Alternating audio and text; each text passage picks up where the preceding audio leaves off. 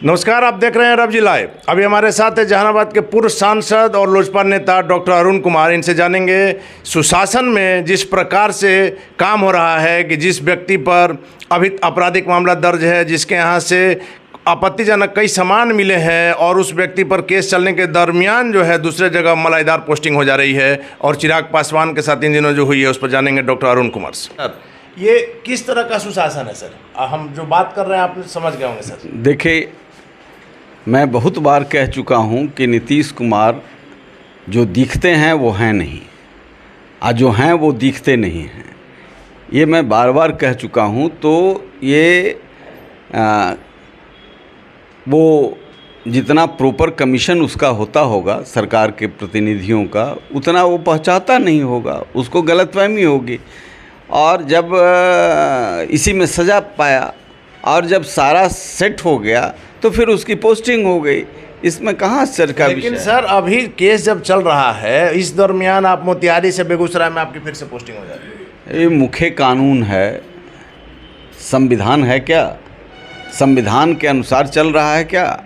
अभी तो हम लोगों ने चिराग पासवान को बिहार के दिग्गज जो राजनीतिज्ञ थे, जो राष्ट्र और राज्य के निर्माण में शक्तियां रही हैं, उन सब लोगों की मिट्टी का संकल्प दिलाया चिराग पासवान को कि संविधान ख़त्म हो गया है।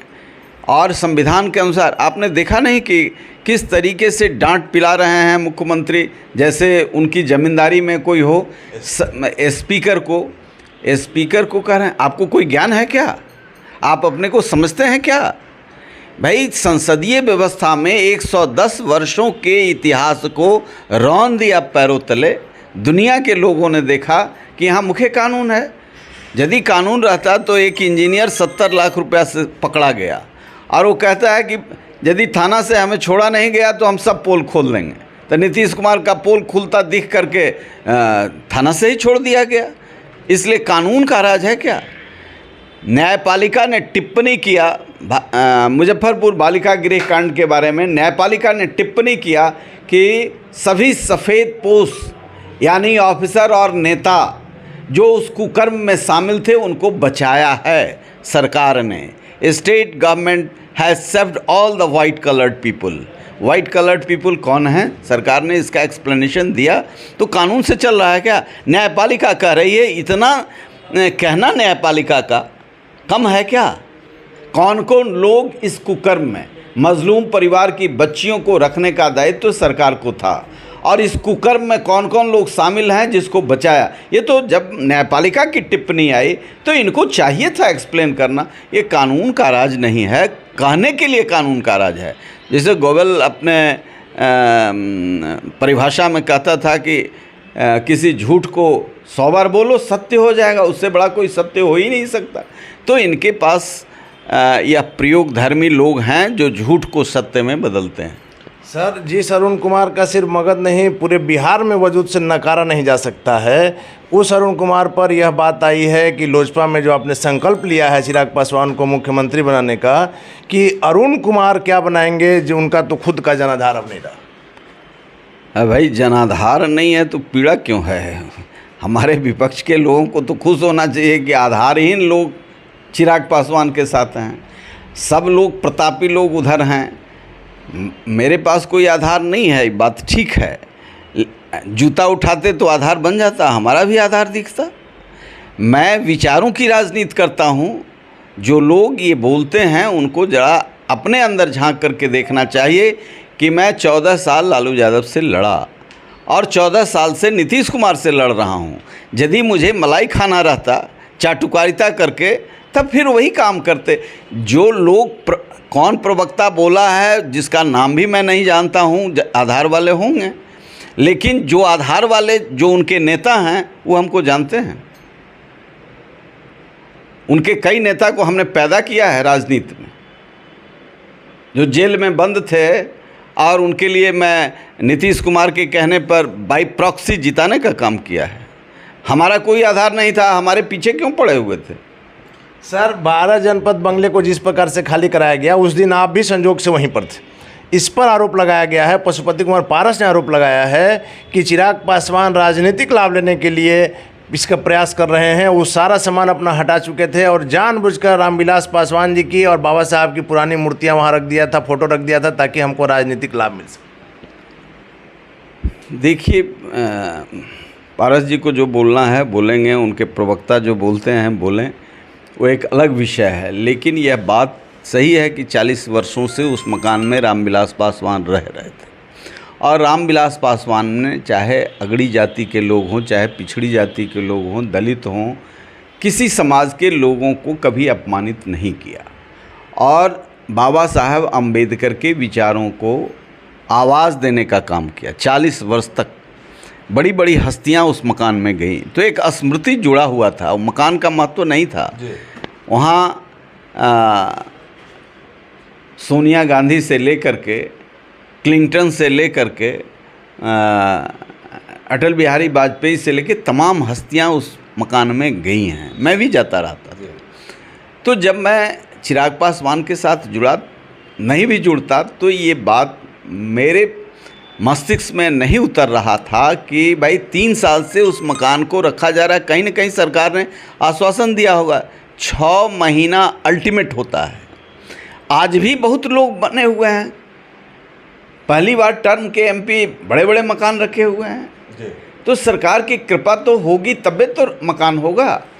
लेकिन इस तरीके से 29 की रात में सूचना दी जाती है और 30 में सीआरपी और दिल्ली पुलिस, महिला फोर्स, सबको भेज दिया जाता है उस मकान पर। और जब मैं वहाँ पहुँचा तो सारा स्टेट फोर्स, स्टेट जो प्रबंधन देखता है मकानों का, इसके आदमी, इसके मजदूरा वहाँ से सामान निकाल रहे हैं और ये पूरे परिवार एक कमरे में बंद हैं। वो स्मृति झकझोर रही होगी और इनका आश्वासन झकझोर रहा होगा। तो ऐसी परिस्थिति में 3 बजे स्टेट ऑफिसर आता और कहता है 6:30 बजे फोर्सली खाली करा देंगे। मैं वहाँ था, मैंने कहा बात कर लो। बात हुई, बात होने के बाद कहा कि नहीं 6:30 बजे नहीं, 3 बज रहा है, 3:30 में खाली कर दें। 5 अटैची लेकर के वो लोग निकल गए, बाकी सारा सामान छोड़ करके।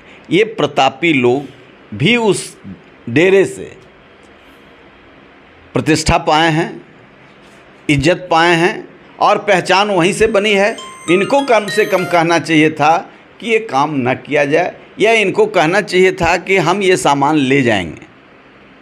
जिस तरीके से अपमानित करने का काम किया, निश्चित तौर से भारतीय जनता पार्टी के लोगों को भी शोभा नहीं देता। आखिर 3 साल से रह कैसे रहे थे? कहीं न कहीं आश्वासन था और किसी चीज़ पर बात बनी नहीं होगी तो ऐसी स्थिति बनी। आप ब्लैकमेल कर रहे थे। सर बाबा चौहरमल के जयंती समारोह में जिस मंच से चिराग पासवान का भव्य स्वागत हुआ, वहीं पर पशुपति कुमार पारस पर किस प्रकार से पत्थरबाजी हुई, किस प्रकार से विरोध हुआ, आपको क्या लगता है सर? इसके पीछे क्या वजह? इसके पीछे जो लोग भी हैं, मैं समझता हूं कि वो चिराग पासवान के विरोधी लोग हैं। जानबूझकर ऐसा किया गया? जी, ऐसा काम नहीं करना चाहिए। लेकिन सर चिराग पासवान ने भी इसकी निंदा की है, लेकिन पारस जी ने परसों जो पीसी किया उसमें साफ आरोप लगाया है कि चिराग पासवान का इसके पीछे हाथ है। चिराग पासवान वहीं थे, उनकी पार्टी के संजय पासवान और अमर आज़ाद, ये लोग सारे लोग मिलकर ये काम किए। कोई आज़ाद कर रहे हों, मैं इस तरह के कृत्यों का घोर विरोधी हूँ। और जो पारस जी कह रहे हैं वो तो ऐसे आदमी के हाथ में खेल रहे हैं कि अपना कुछ है नहीं, खेल रहे हैं। सर आखिरी सवाल है सर, खिलाड़ी से प्रश्न कीजिए, ये माननीय नीतीश कुमार से प्रश्न कीजिए। आखिरी सवाल सर है कि जिस प्रकार से कल चिराग पासवान ने मुख्यमंत्री जी को लेटर लिखा है और उसमें मांग की है कि दोषियों पर कार्रवाई होनी चाहिए और इस बात की भी जांच होनी चाहिए कि पशुपति कुमार पारस जहाँ जहाँ भी जाते हैं उनका विरोध क्यों हो रहा? देखिए, चिराग पासवान का इमेज जो है, एक नौजवान का जो इमेज है, उस नौजवान ने अर्जित किया कि पढ़ा लिखा है, धैर्य है, संयम है, विज़न है, बिहार को आगे ले जा कर के देश को ताकत देने का काम मन में एक संकल्प है। अब इससे तिलमिलाहट है लोगों को, जो क्षणिक लाभ के लिए राजनीति करते हैं उनको तिलमिलाहट है। तो उनको तिलमिलाहट का दवा तो हम लोगों के पास है नहीं। सत्ता में रहते तो कुछ उनको भी सहलाया जाता, लेकिन सत्ता जिसके पास है वो उनको उस्काते रहते हैं, इंस्टिगेट करते रहते हैं और कहते हैं हम हैं तो आप हैं, हम हैं तो आप सुरक्षित हैं।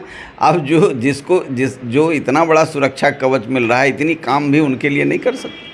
तो आपने सुना डॉक्टर अरुण कुमार का साफ तौर पर कहना है कि जल्दी पाने की छटपटाहट है और कोई बात नहीं। आप देख रहे हैं रवजी लाइव, खबरों का सिलसिला जारी है, आप बने रहे रवजी लाइव के साथ।